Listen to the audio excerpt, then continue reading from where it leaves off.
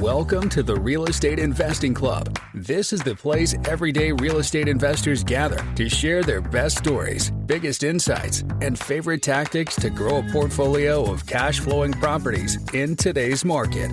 Here's your host, Gabe Peterson.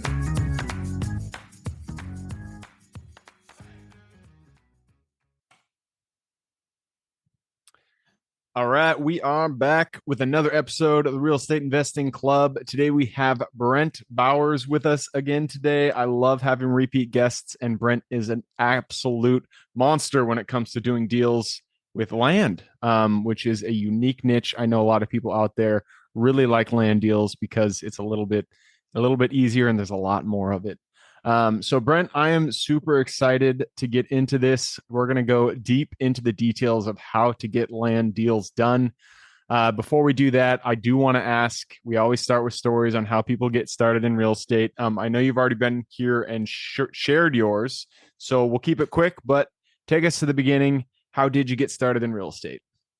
I think my story was just like everyone else's. I did not like what I was doing and I wanted to change it. And, I started in 2007. I was mowing grass. I had a lawn service and I did some landscaping as well, and just tired of it. It was really getting boring, and I had hired people and they were messing up everyone's flowers and lawns. And so I got my real estate license in 2007, bought that first house in 2007, and ended up getting my teeth kicked in about 2008. Yeah, I was going to say that's rough timing. Yeah. And me and my wife had to move in with her parents, and I had to tell my landlord I wasn't able to pay my rent anymore. So I went from owning a business to having a real estate license to a rental property, because I also bought my first rental property in 2007, to moving in with my in-laws, and basically humbled as humble could be,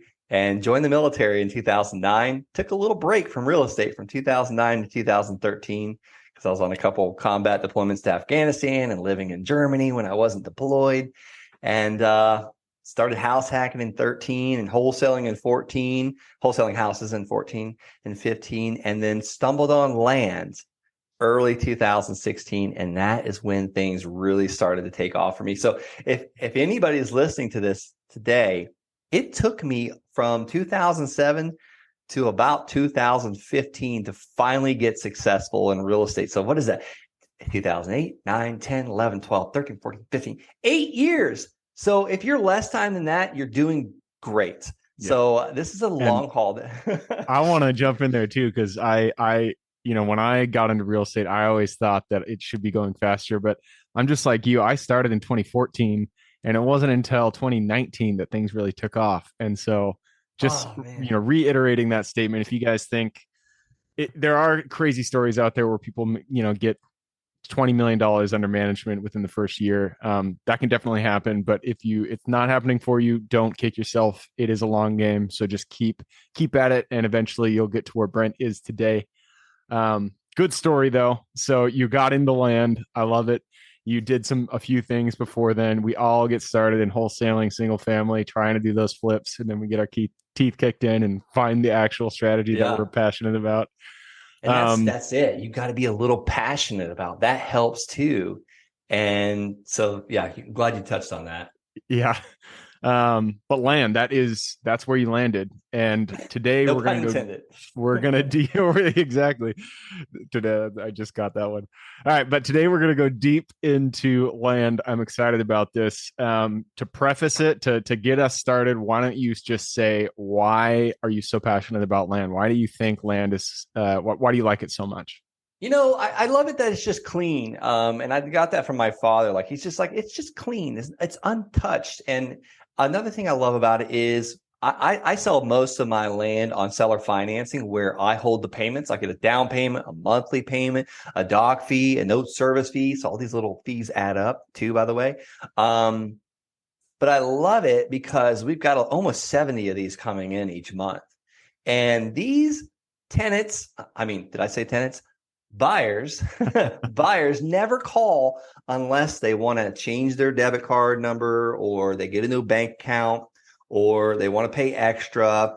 And, occasionally they do get late. but we have the note servicing software that just automatically charges them a late fee. But I love it because they're not calling me with all kinds of issues. I still have rentals. I actually started out in 2007 with my first rental property, and then bought one in 13, and then one in 14, and then a triplex in 15. And I still have doors. Even though I have management companies, there's always a phone call, it seems like. We've been through multiple tenants on one of our houses. It's like the problem house. That was actually the one I bought in 2007. 3 evictions on that house. Oof. And 3 trashes. My first deployment back from Afghanistan, I remember my wife being so mad at me. I was gone for almost 1 year, and I had a lot of savings saved up. I had like $4,000 in my bank account. This is back in 2013, and I felt like I was doing well. Finally, doing well again. I was an E3 in the military, not getting paid very much. And all $4,000 of that money went to fixing up the house. This is back when you can get a renovation with $4,000, by the way. I was going to say, that's a cheap renovation. It was a very cheap punch renovation. In the gut. It was, because my wife said, you know what? This is ridiculous. I won't tell you what she really said. We are sitting at home on your 2-week break, and we could be traveling, but you spent all your money on your stupid rental house. And it's sad that marriage didn't work out. Multiple deployments of being gone all the time. It's not really good on the marriage. That'll take its toll for sure. And that's ultimately why, I built this land business so well. So it's because you like that land is a cleaner transaction. It sounds like you like, oh my gosh, yes. Yeah. For underwriting, for everything, it's a lot easier to comprehend. It's a lot easier to underwrite, I'm sure. I actually don't know a lot about land. As I mentioned before we got on the podcast, we get a bunch of land, deals that sellers have. We're marketing for self-storage, mobile home parks, stuff like that. And these sellers will have land, and I never know what to do with it. And so I never know we always wholesale it off, but I never know if I'm asking the right price or anything like that. Which is one of, right. It's one of the things that I kind of get held up on when I start looking at land. So let's take that as the first step into kind of the details. How do you price your land out? How do you figure out what your offer price is when you get these properties? I love it, Gabe. Great question, because that's huge for a lot of people, and that's why I think they steer clear of land. Also, just they don't see the way to make money with it. So here's how we make money with it, and here's how we price it. I am always looking to get it at a massive discount. And so how am I pricing it? So the easiest, fastest way, and this is also how I pick a market, I'll go in and look in the area. So I'll look in, say, for instance, my area. Let's just use El Paso County, Colorado, because that's where I started. And I'm gonna go on Zillow or Redfin, and I'm gonna choose El Paso County, Colorado. And then what I want to do is go to the solds tab. I want to see what's sold. Let's just use, Zillow, for example. And I'm going to select the house type or the property type, and I'm going to select vacant raw land. And then I'm going to go to the more tab, and then I want to select in the last 90 days what's selling in the last 90 days. And then I'm going to look at where my parcel of land or the subject property is at. And let's just say that I don't have a subject property. Maybe I'm just trying to figure out that area. I'm going to click on every single one of those parcels. Now, you can really get quick with this. If you have a half-acre parcel, or let's just say a 10,000 square foot parcel, you can go in there and do the filter on the More tab, scroll down and pick the lot size that you want to see in the last 90 days in that area. That's really the easiest way to comp this. So you got a half-acre parcel. You want to look and see what all the other half-acre parcels are selling for in that area. Where it gets hard is like, oh man, no other half-acre parcels have sold in this area in the last 90 days. Well, and when I've done this, that has happened a lot. Mostly what happens when I get held up is when I'm going in there, and actually we're doing this right now. There's a 9-acre parcel that we reached out to this guy about a self-storage facility he owned. He didn't want to sell that, but he said, hey, I'll sell you this 9-acre parcel for dirt cheap. And it's yeah, quote unquote. And so that's the thing, is like, it's 9 acres. It's near a metro that is, it's growing double-digit net migration, so it's a good metro. But there's no properties in the area that have sold at that size. And so That is it comes down to amazing. like, how do you find comps? How far do you go out Yeah. when you're looking for stuff like that? I'll tell you, sometimes we have to go a year out, and sometimes we Okay. have to expand like a couple miles. But that's really tough in this market because there's some of those areas are kind of going down. Mm. So here's what I have to do: when there's that unknown, when there's that doubt, I have to get that land under contract for almost a ridiculous price, where it's like I can go into this with no eyes, like blind, completely blind, and still win. Like I know without a shadow of a doubt, I'm getting this piece of land at like 30 cents on the dollar or 50 cents or less on the dollar, just for those reasons of the unknown. And then here's another thing you could do.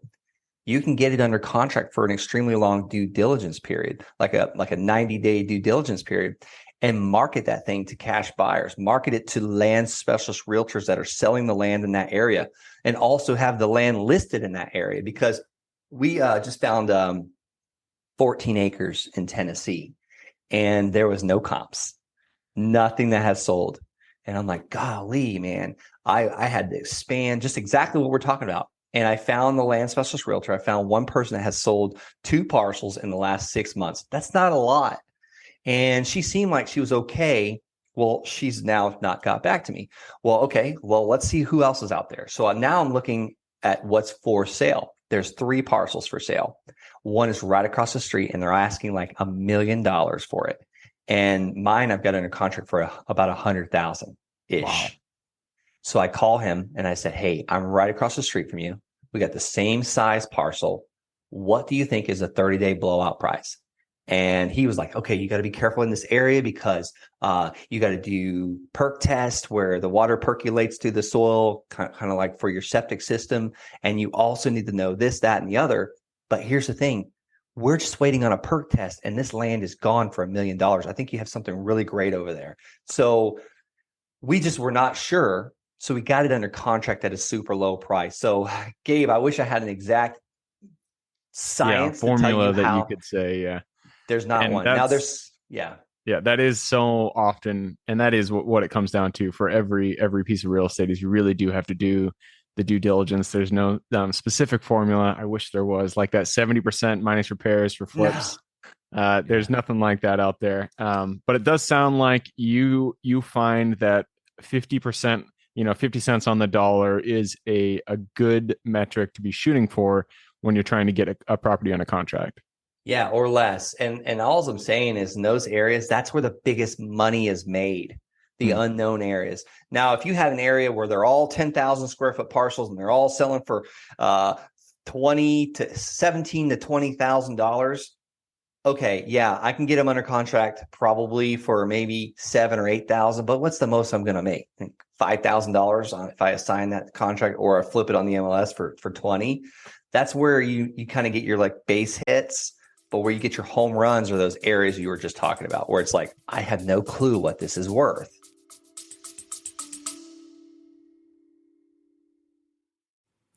Before we continue on with today's guest, I want to tell you guys about a community I'm launching on School to help investors like yourself grow your own portfolio. In this community, you'll get access to all the docs I use, all the systems I've built, everything I've used to grow my own portfolio, as well as instructions and guidance on how to get out there and find great deals, how to finance those deals, and then how to manage them for great returns. Since we're just launching it, the price will be set at a measly $20 per month, and whatever price you join at is the price you'll have for life. We will be increasing the price as the group grows, so if you're at all interested in growing your portfolio along other investors, now is the time to join. I will put the link somewhere in the bio or on our podcast website at therealestateinvestingclub.com. So if you are interested, head on over there. With that said, let's get back to the podcast.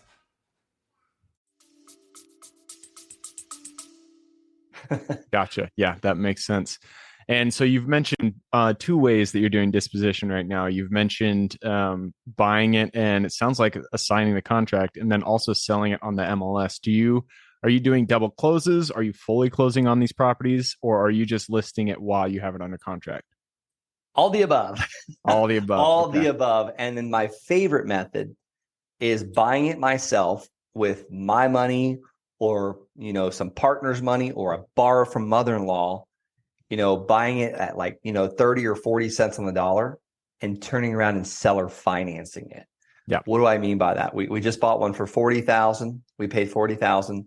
I borrowed from my mother-in-law to buy it, and we sold it for $90,000 like the day we closed on it. And the buyer gave us a $5,000 down payment, and he's paying monthly every single month.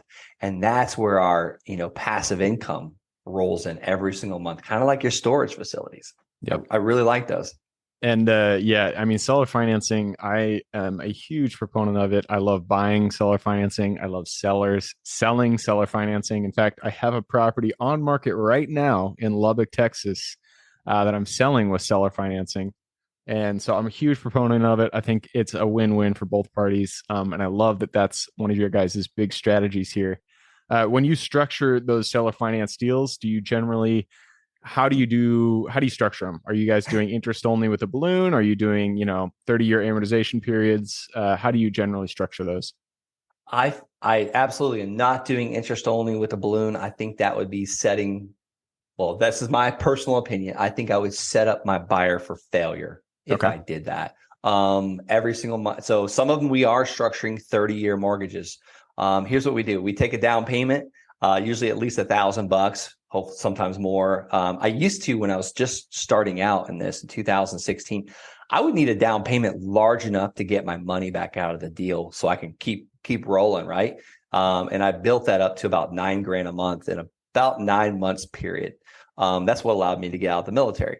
But my structure now is we'll sell it for $1,000 down, and then we try and figure out, we give them kind of what we guesstimate we want to see as far as a monthly payment. And a lot of those will build off of that on a 30-year mortgage at 12% interest. Now, if the buyer says, look, you're asking $399 a month, the most I can do is $299 a month, and they can do the down payment, we'll lower that interest rate and we'll increase the term, not over 30 years, by the way, but we'll lower it from 12 to maybe 8% because we're flexible in that. We own the property or it's with a partner. And these 30-year mortgages are crazy. Like if you look at what the banks are doing, we've built it around them. We didn't come up with this, but the banks are usually the prettiest, nicest, biggest buildings in every city and every state. And if you look at these 30-year mortgages, if you have a $200,000 mortgage at 6% interest and someone pays every payment for the next 30 years, they pay back $430,000. Sometimes we're collecting more in interest than what we sold the property for. Yeah. I remember, this is kind of a tangent, but my parents, they bought their house, the house they lived in, they paid it off, for many years now. But when they bought it, I think it was like 7% interest, which was reasonable at the time. But they paid it off, every month they would put money down. And I remember sitting down with my dad and he showed me when the final payment that went out, what they actually paid over the course of the 30 years and, what they bought it for. I think they bought it for like $290,000 in like 1990 or something like that.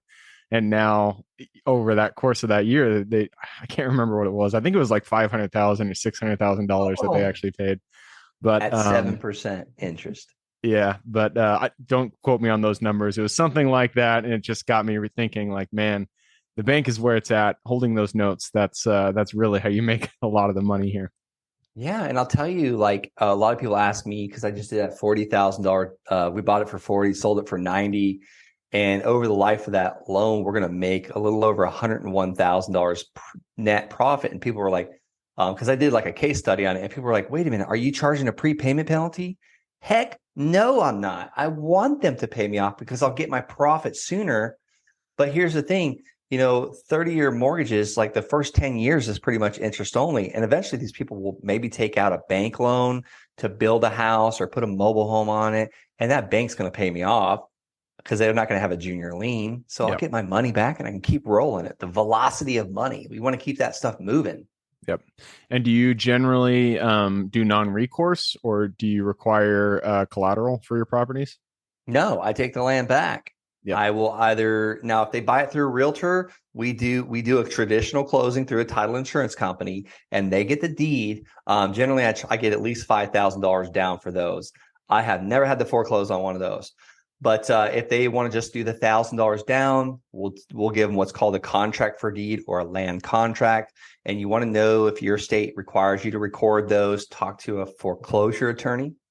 You can talk to a real estate attorney, but a foreclosure attorney is going to teach you some methods you can put in your contract for deed to make your life easier to get that property back. But yeah, we've got we've taken back 4 parcels in the past couple months, and it's simple. We just send them. We obviously will communicate and work with them if they're willing, but sometimes they're not. Sometimes they just said, "Yeah, no longer moving there," whatever. And they'll let it go back to us, and we'll take the property back and resell it again. Yep. I've heard of contract for deed. I have not. Haven't really dealt anything with it, and that is where you basically don't have to go through the foreclosure process, right? It is because they don't hold the deed itself. It's basically like a master lease that you're giving them. Very, very similar. And again, know your state. And then this is the reason why I don't let people build on my land, because once it's their domicile or their place they lay their head at night, you start dealing with like Dodd-Frank and RESPA rules. And there's a lot more rules when it comes to housing compared to raw, vacant, unimproved land. Yep. Good advice. I love it. I just checked the clock. We are already running down the clock. It's these things go way too quickly. But before we move on, I do want to ask about marketing and how you actually find your deals, because that's how all of this starts. So why don't you give us a 10,000 foot view, and how do you actually go about finding these deals and selecting the markets that you're marketing to?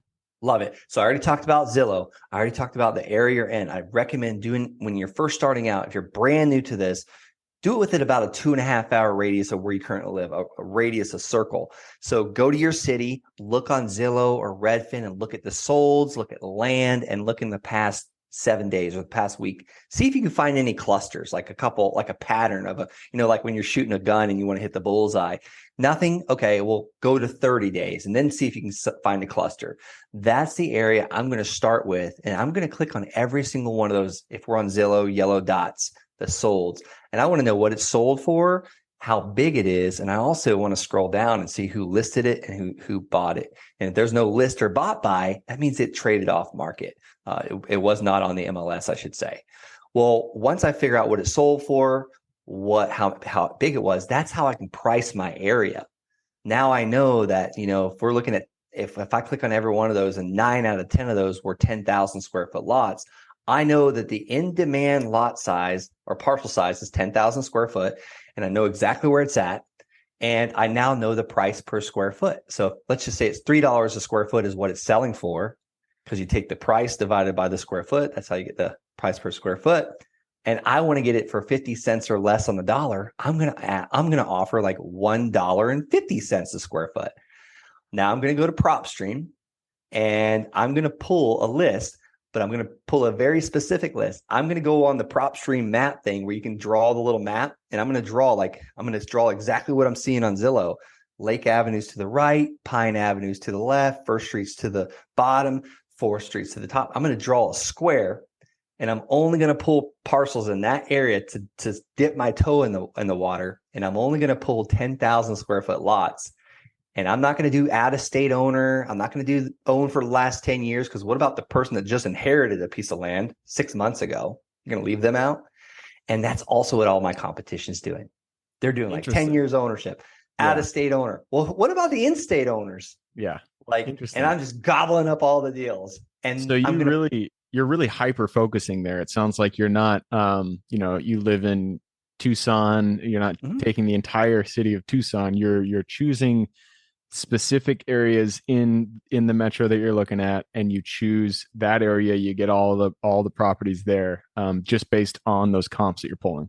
The in-demand areas. Now, great. When I come back to Tucson, though, maybe I saw some half-acre parcels selling too, and a 1 acre parcel. I'm going to come back to those half acres after for the next mailing, because it makes it so much easier to price and send my land offer letter, my LOL, for the exact amount for those 10,000 square foot lots. Well, tomorrow, the land offer letter, and I'll give that to your audience. If you go to thelandsharks.com/LOL, as in laugh out loud, or land offer letter, that's the exact purchase agreement I'm sending. So these people will send it back to me signed, and I'll either hand it to my real estate agent and he can list it for me, or we'll buy it and we'll sell or finance it to a buyer, or we'll assign our contract. There's so many ways to sell this stuff. But that's kind of how we're doing it. And just I'm pulling the list from PropStream and then mailing out that list, and I'll eventually mail that whole market. Okay. And so your method of communication is mailers. Do you guys do text? Do you do RVMs? Do you do cold calls? Is there anything else you do, or is it just 100% mailers here? I do a little texting. I use a system called textlandowners.com. It's those guys are lead mining pros. They will text roughly 5,000 of my records for $450. They don't have to worry about TCPA rules. They just send me the leads. And because I already own the list, I might as well just send it to them to have it skip traced and texted. But yeah, it's just something I have implemented. It's a little hard though. It's a lot of leads. It's a lot of leads really quickly when I prefer mail, and they just sign it, send it back. But it's just a different way to work the list. I'd say you put the purchase and sale agreement, or the LOI, LOL, whatever it is, you put that in the mailer that you're sending them. Like you're sending them, hey, John, here is letter of intent to buy your land for $100,000, and sign this and send back if you're interested. Something like that. Yeah. Me and my dad just split two deals. We got paid on Christmas Day for one or the day after Christmas, I should say.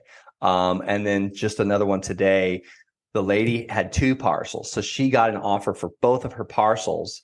And this is a state where I have a realtor that will throw them right on the MLS, because it says on our purchase agreement that we can market it however we like, even put it on the MLS. And they both sold, and just me and my dad split the money on both of them. We took that purchase agreement, gave it to actually, I just gave it to the realtor, and he brought it to the title company. Interesting. I love it, man. Well, hey, that does round out the time. We are going to have to move on, but I loved everything you've said. Land sounds like quite an interesting and fun asset to jump into. So if people do want to get involved in this, they go to give us the URL again. thelandsharks.com. Perfect. The Land Sharks, and that's plural, SHARKS. And then if you wanted that land offer letter, that's /LOL.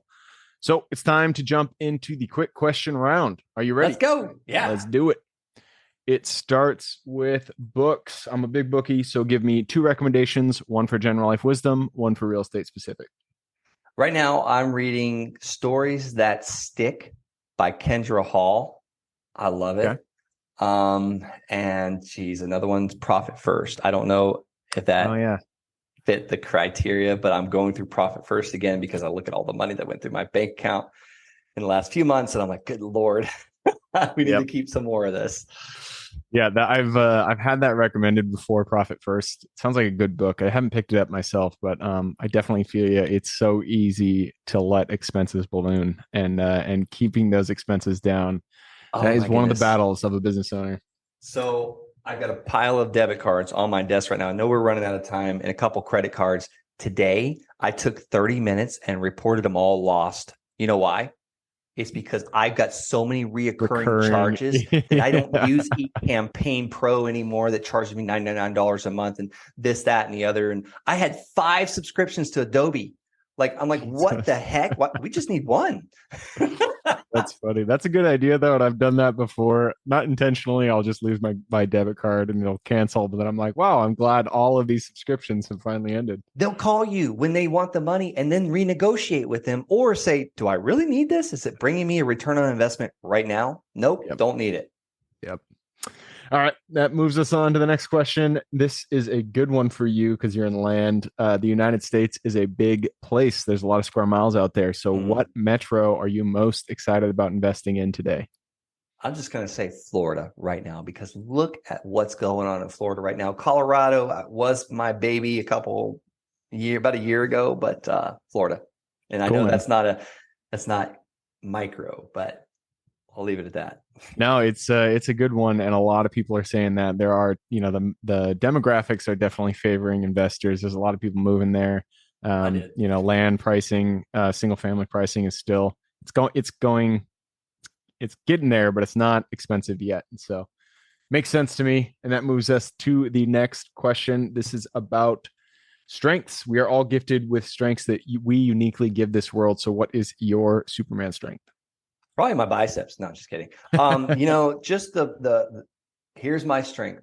I know that I don't know everything, and I find the person that's best at it. So whether it be SEO or mailing or helping me close these land deals, I find someone that's way better at it than I am, like bookkeeping and accounting. I hate looking at spreadsheets, so I found someone that kind of helps me and makes it where a 12-year-old can understand it. Yep. No, and that is so important, is sticking to your lane, sticking to your strengths.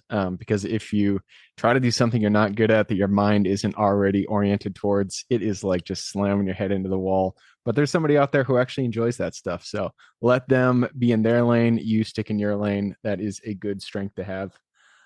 Which moves us to the next one. This is for your younger self. So go back to the Brent who is just doing that first land deal, look him in the eye, give him one piece of advice moving forward. Implement Profit First right now. What's Profit First? Read the book Profit First by Mac Michalowicz. Keep some of this money, even if it's 1% of the gross, 1% of the gross, like in a separate account that you don't touch for a couple of years, and see what it turns into. Yeah, that is good advice. That's something I need to implement, honestly. I'm talking to you, really. But I wasn't even talking to myself. I need to do that.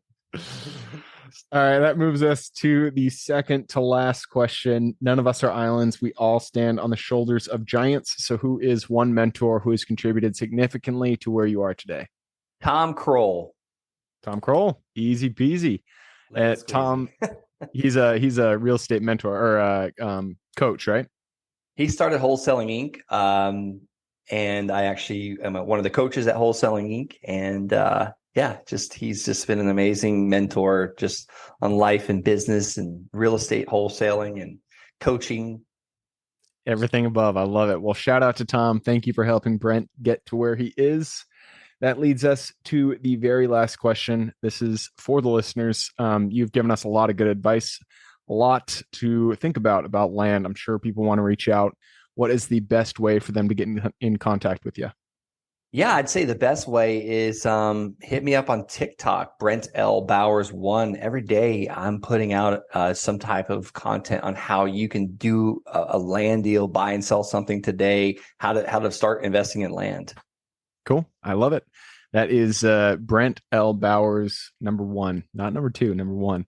Nope. On TikTok. I will put that in the show notes. You gotta love TikTok, man. That has my every woman in my family just absolutely loves TikTok. I haven't gotten on it. I tried to get into it. I tried to make videos, but I couldn't get on board. But man, it is tearing it up out there. Yeah. But that rough. My wife, I see her scrolling all day long. I'm like, oh no, she's addicted. All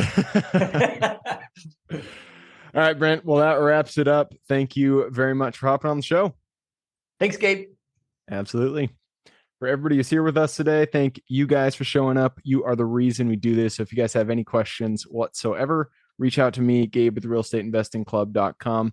Other than that, hope you guys have a great week. Keep rocking real estate, and I look forward to seeing you on the next episode. All right, before I officially sign off, I have a quick announcement to make.